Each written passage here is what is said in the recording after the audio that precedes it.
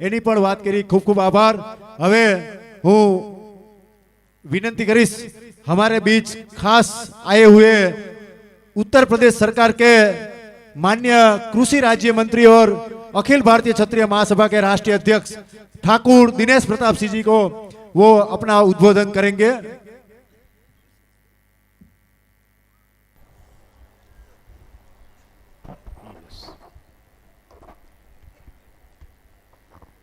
बस बस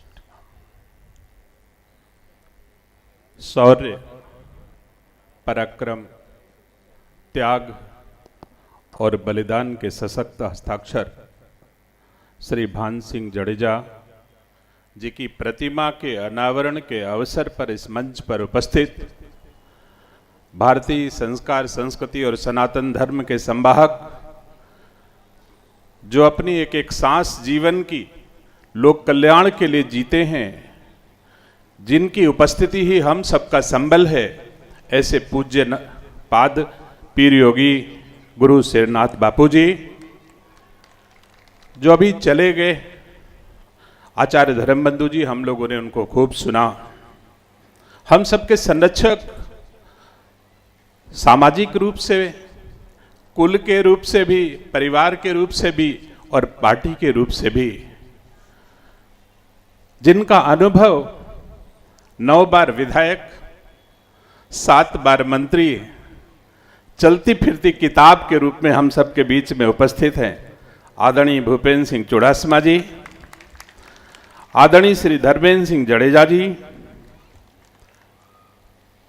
आदरणीय श्री दिनेश सिंह कुशवाहा जी, विधायक, माननीय विधायक बापूनगर श्री PS जडेजा जी, श्री PT जडेजा जी, हमारे बहुत ही पुराने साथी, सहयोगी, शुभचिंतक भाई अश्विन सरोया जी, शक्ति सिंह चुड़ासमा जी, बहन श्रीमती तृप्ति बरावल जी, श्री हरिपाल सिंह चुड़ासमा जी, श्री गोबा जडेजा जी, बहुत ही विनम्र और लोकप्रिय व्यक्तित्व के धनी, अखिल भारतीय क्षत्रिय महासभा गुजरात के अध्यक्ष भाई गोबा जडेजा जी, श्री प्रद्युमन सिंह जडेजा जी, श्री जितेंद्र सिंह चुड़ासमा जी, बहन नैनाबा जडेजा,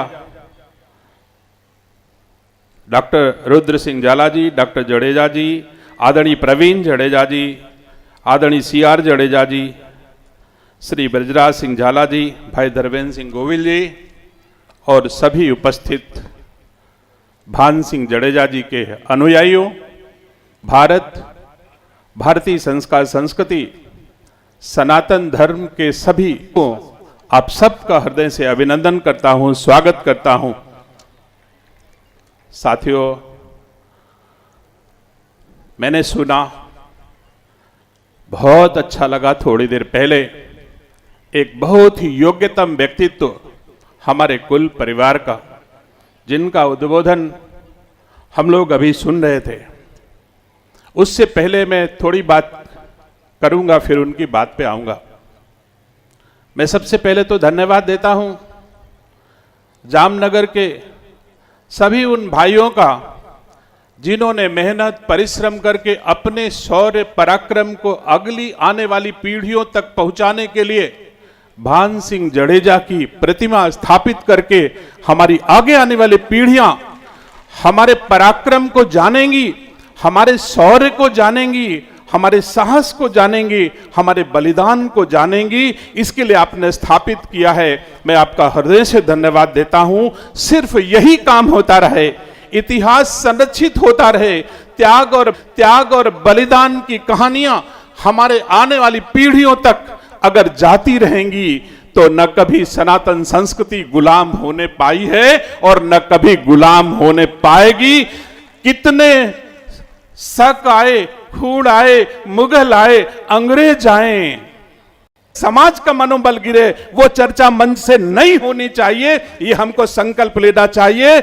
मुझे भान सिंह जडेजा जी के पराक्रम की चर्चा होनी चाहिए। अगर ये चर्चा होने लगेगी कि हमारा आने वाला भविष्य खतरे में होगा, तो निश्चित खतरे में हो जाएगा। मेरा साहस कहता है, कभी भी मेरे सामने कोई भी पहाड़ जैसी विसंगति, संकट आएगा तो मैं उससे लड़ूंगा।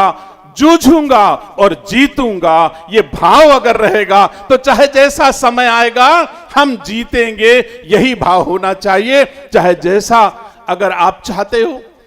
अभी कह के लोग गए कि राजनीतिक अस्थिरता है हमारे देश में। मुझे गर्व है कि सन 47 के बाद सबसे राजनीतिक स्थिरता क्वालिटी अगर कहीं है तो आज भारत में है। सबसे ज्यादा स्थायित्व राजनीति में भारत में है। मुझे नाम नहीं लेना चाहिए, पंडित जवाहरलाल नेहरू के बाद अगर राजनीतिक स्थिरता किसी ने लाई है तो गुजरात के बेटे नरेंद्र दामोदर मोदी ने सबसे मजबूत स्थिरता देश में दी है, इसमें कोई दो राय नहीं है। स्थिर भारत है।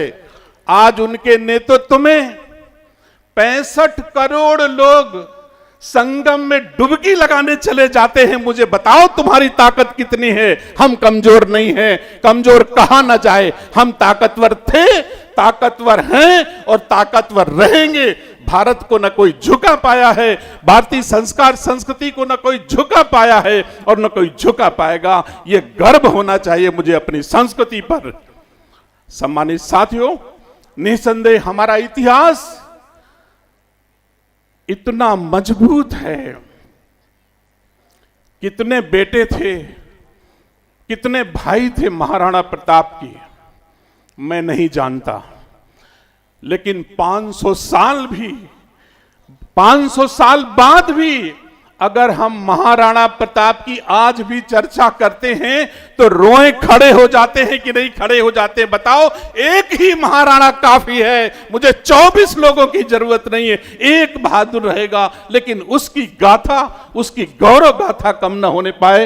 ये कह के कि उसके परिवार के लोग कमजोर थे, ऐसे ही आज भारतीय संस्कार संस्कृति भारत में मजबूत हो रही है तो घबराने की जरूरत नहीं है। क्षत्रिय समाज के भाइयों, आज की तारीख में मजबूती के साथ हम लोग देश को आगे बढ़ा रहे हैं, कहीं कमजोर नहीं हैं।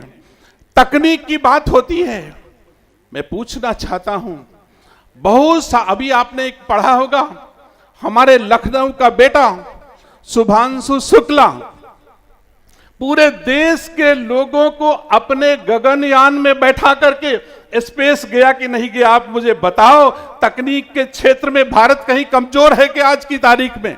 नहीं कमजोर है। हां, यह बात जरूर है, मुझे भविष्य की चिंता करनी चाहिए, उसके हिसाब से प्लानिंग भी करनी चाहिए। लेकिन अगर हम पहले ही अपने को कमजोर मान लेंगे तो हम कैसे मजबूती से लड़ पाएंगे?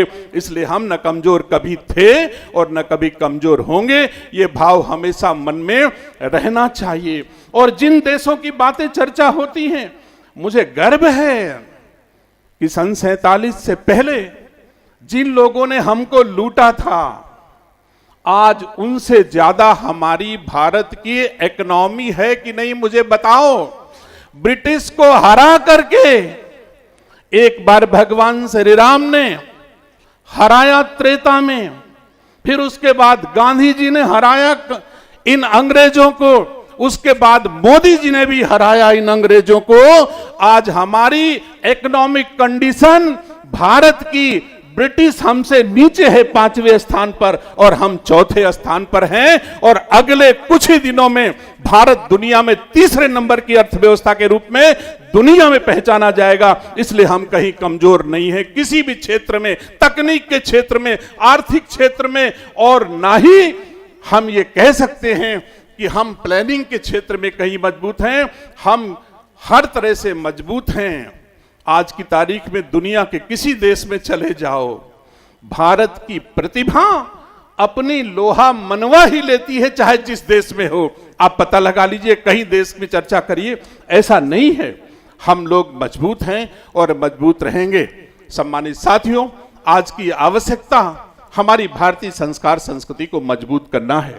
पाश्चात्य सभ्यता के पोषक लोगों ने भारतीय संस्कार संस्कृति को कमजोर करने का प्रयास किया है और अभी भी कर रहे हैं। हमको अपनी संस्कृति की रक्षा के लिए, भांजी जडेजा ने संस्कृति की रक्षा की, अकेले क्षत्रिय समाज के लिए वो नहीं लड़े, देश के लिए समाज के लिए लड़े, सब कमजोर गरीब के लिए। जैसे भगवान श्री राम ने केवल क्षत्रिय को लेकर लड़ाई नहीं लड़ी, उन्होंने निषाद को साथ लिया, बानर भालू को साथ लिया, गरीब अमीर को साथ लिया और उन्होंने अधर्म के खिलाफ युद्ध किया और उस समय के ताकतवर पराक्रमी राजा को हरा करके धर्म की स्थापना की। तो और अगर ये पहले मानते हैं कि हम अधर्म को कभी हरा ही नहीं सकते, तो निसंदेह हमारे अंदर ग्लानि नहीं आनी चाहिए। उत्साह के साथ हम लोग एक नए भारत, एक श्रेष्ठ भारत में अपने निर्माण की भूमिका का निर्वहन करें। इसमें कोई संदेह नहीं है कि हमारे देश को कमजोर लोगों ने किया जरूर था। अभी बड़े बड़े काम हुए हैं। मैं तो रायबरेली से आता हूं, मैंने वहां संस्कृति को देखा है। बहुत लोग जिनके हाथों में बहुत दिनों से, वैसे ये राजनीतिक विषय नहीं है, माफ करिएगा जो लोग, किसी को अगर पीड़ा होगा तो क्षमा चाहूंगा, लेकिन ये सच्चाई है कि उन लोगों को तो तकलीफ होती होगी जिनकी हाथों में, जिनकी कलाइयों में कभी चूड़ियां खनकी नहीं, वो राखी का मतलब नहीं समझ सकते। जिनकी मांगों में भारत के लोगों ने कभी सिंदूर नहीं देखा, वो चुटकी भर सिंदूर का मतलब क्या समझेंगे और ऑपरेशन सिंदूर पर सवाल उठाएंगे ही।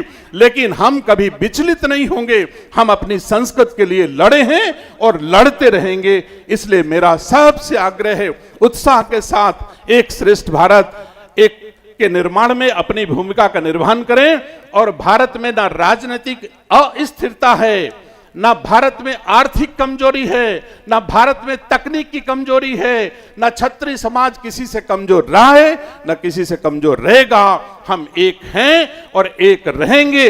जो भी समस्या आएगी लड़ेंगे और जीतेंगे भी। इसी संकल्प के साथ मैं समझता हूं कि हम सबको आगे बढ़ना है और मैं उम्मीद करता हूं हम आप सब के साथ में आज की तारीख में भान सिंह जडेजा जैसे लोग, ये सही है उन्होंने कहा देश बंधु जी ने, धर्म बंधु जी ने, कि तलवार का जमाना नहीं है, तलवार से हमको नहीं लड़ना है।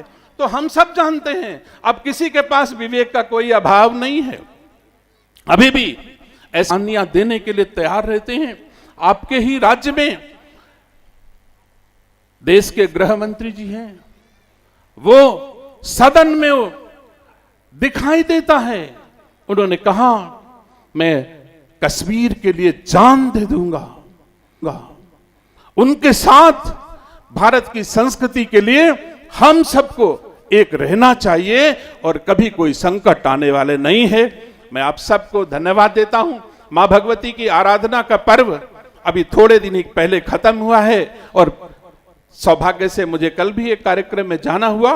मैं मां भगवती जगदम्बा अंबा परम्बा से प्रार्थना करता हूं कि हमारे जामनगर के क्षत्रिय भाइयों को मां भगवती इतनी शक्ति दें कि आप सब हर संघर्ष करने में सक्षम हो, सदैव सुख समृद्धि और वैभव से परिपूरित रहें। इन्हीं मंगल कामनाओं के साथ आपसे विदा लेता हूं। जय माता दी, जय हिंद।